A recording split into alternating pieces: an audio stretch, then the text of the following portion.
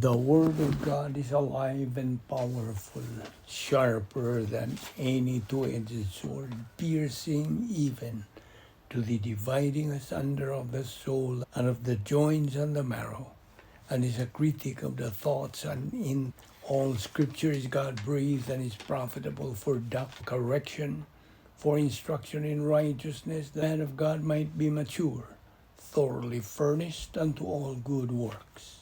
Every word of God is pure, heed unto them that put their trust in him.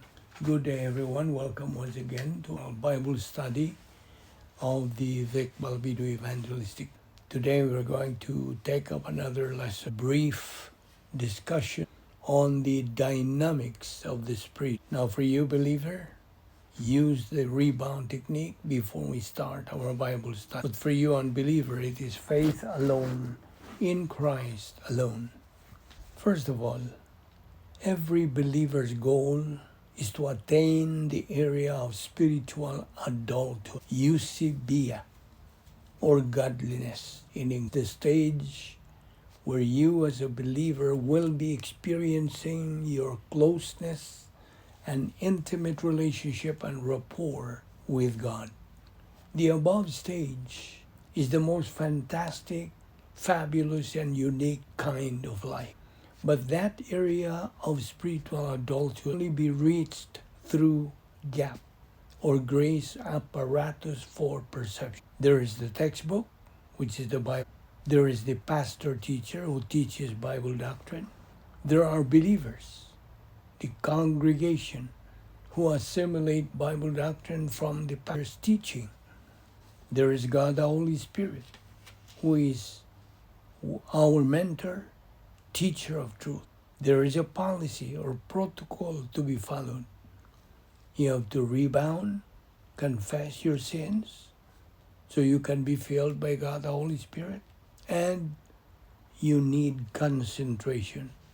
These things that I am mentioning, the protocol or ground rules for church-age believers for the purpose of edifying the body of Christ. In Titus 3:5, understand this verse very well. It says, not by works of righteousness which we have done, but according to his mercy, he saved us, washing of regeneration and renewing of the Holy Spirit. Ephesians 5:26, that he might sanctify and cleanse it with the washing of John 15:3. Now ye are clean through the word which I have spoken unto you. What motivates a believer to move on in his spiritual?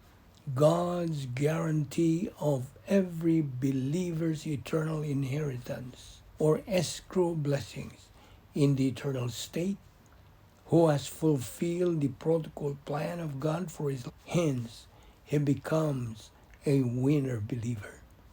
When he talks about eternal inheritance, that can be studied in 1 Peter chapter 1 verse 4. While in phase 2 life, the believer consistently, diligently, and regularly reside in the operational divine atmosphere, fulfilling the protocol plan of God, and kept on keeping on producing divine good works,